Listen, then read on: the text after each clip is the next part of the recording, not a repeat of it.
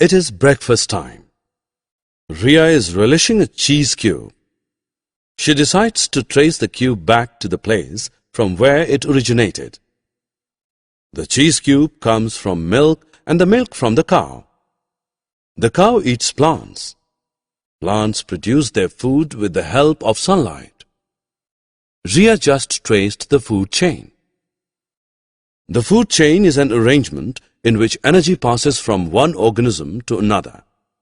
The main constituents of the food chain are the sun, the plants, the animals, and the scavengers. The sun is the principal source of energy. The plants are the producers as they manufacture their own food with the help of sunlight. The animals are the consumers. Animals can be plant-eating herbivores or flesh-eating carnivores. Animals can also be omnivores, consuming both plants and other animals.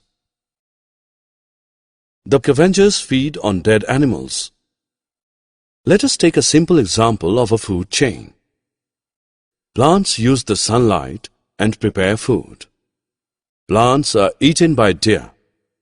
Deer are eaten by lions. When the lions die, their physical remains are eaten by scavengers such as vulture, hyena, etc. Decomposers such as fungi and bacteria feed on the remnants of dead organisms and break them down into humus, which provides nutrients to plants. Thus, the food chain comes one full cycle.